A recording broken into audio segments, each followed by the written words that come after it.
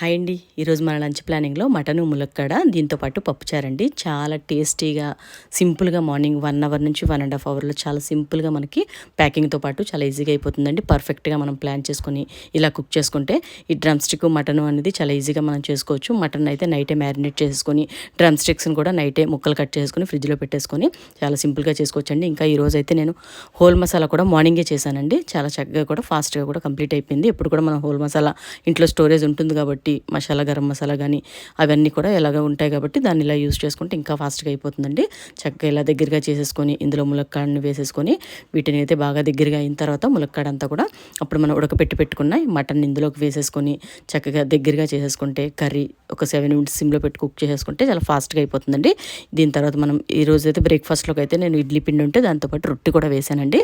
చక్కగా బ్రేక్ఫాస్ట్ కూడా మనం చక్కగా హెల్తీగా మార్నింగ్ ఇలా రెడీ చేసుకోవచ్చు. చాలా సింపుల్గా అయిపోతుందండి. పప్పుచారు అయితే ఇంకా చాలా ఫాస్ట్గా కూడా మనం 15 మినిట్స్లో చాలా ఈజీగా చేసుకోవచ్చు అండి. నా ప్రీవియస్ వీడియోస్లో ఆల్రెడీ నేను చేసున్నాను ఎలా చేయాలనేది. జస్ట్ పప్పుని ఉడకపెట్టేసుకొని అందులో మనం వేద్దాం అనుకున్న వెజిటబుల్స్ అన్నీ కూడా అందులో వేసేసుకొని బాయిల్ చేసుకొని జస్ట్ అలా మనం తాలింపు వేసుకుంటే చాలా ఈజీగా అయిపోతుందండి. చింతపండుని నైటే నానబెట్టేసుకొని జ్యూస్ తీసి పెట్టేసుకున్నా కూడా ఇంకా చాలా ఫాస్ట్గా అయిపోతుంది. ఇంతేనండి, చాలా హెల్తీగా ఈరోజు మన లంచ్ ప్లానింగ్ చక్కగా పర్ఫెక్ట్గా చాలా సింపుల్గా పిల్లలు ఇష్టపడేలాగా టేస్టీగా కూడా చక్కగా రెడీ అయిపోయిందండి.